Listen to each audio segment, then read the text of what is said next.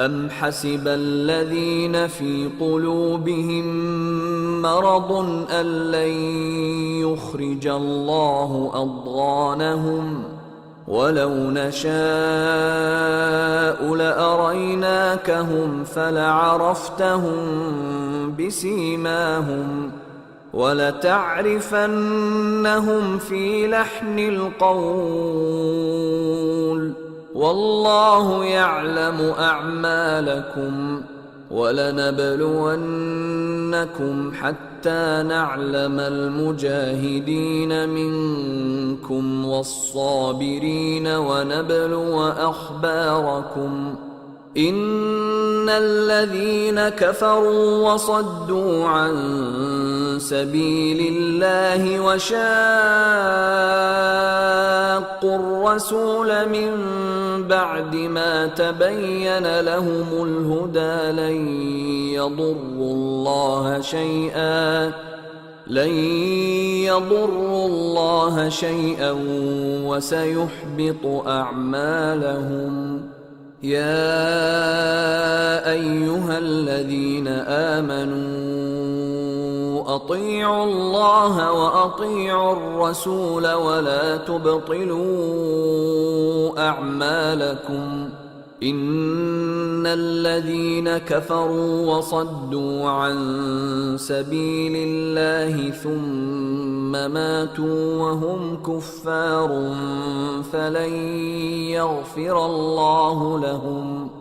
فلا تهنوا وتدعوا إلى السلم وأنتم الأعلون والله معكم ولن يتركم أعمالكم.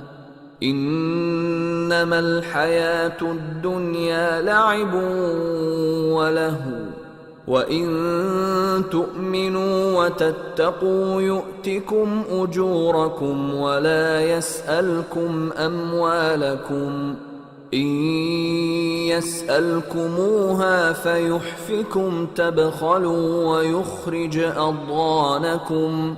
ها أنتم هؤلاء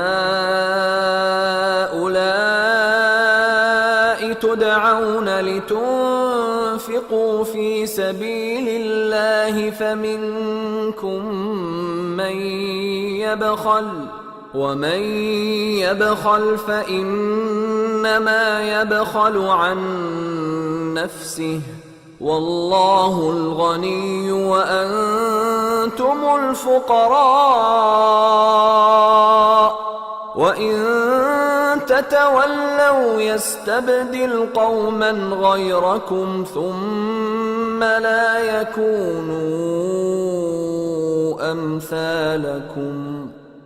क्या वो लोग जिनके दिलों में बीमारी है ये ख्याल किए हुए हैं कि अल्लाह उनके कीनों को जाहिर नहीं करेगा, और अगर हम चाहते तो वो लोग तुमको दिखा भी देते और तुम उनको उनके चेहरों ही से पहचान लेते और तुम उन्हें उनके अंदाज़े गुफ्तगू ही से पहचान लोगे, और अल्लाह तुम्हारे अमाल से वाकिफ है।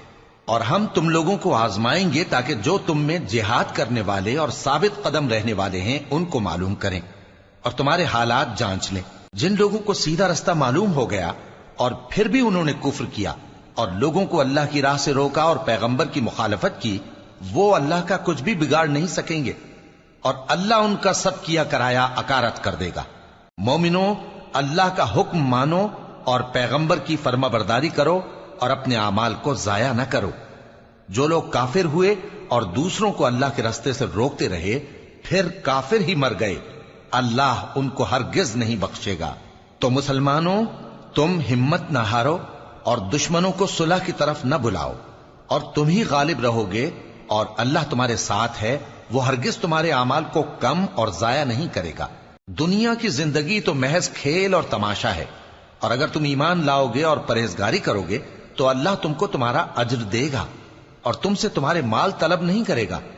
अगर वो तुमसे माल तलब करे फिर तुम्हें तंग करे तो तुम बुख्ल करने लगो, और वो बुख्ल तुम्हारे कीने जाहिर करके रहे। देखो, तुम वो लोग हो कि अल्लाह की राह में खर्च करने के लिए बुलाए जाते हो, तो तुम में ऐसे शख्स भी हैं जो बुख्ल करने लगते हैं, और जो बुख्ल करता है अपने आप से बुख्ल करता है, और अल्लाह बेनियाज है और तुम मोहताज। اور اگر تم پھر جاؤ گے تو وہ تمہاری جگہ اور لوگوں کو لے آئے گا، پھر وہ تمہاری طرح کے نہیں ہوں گے۔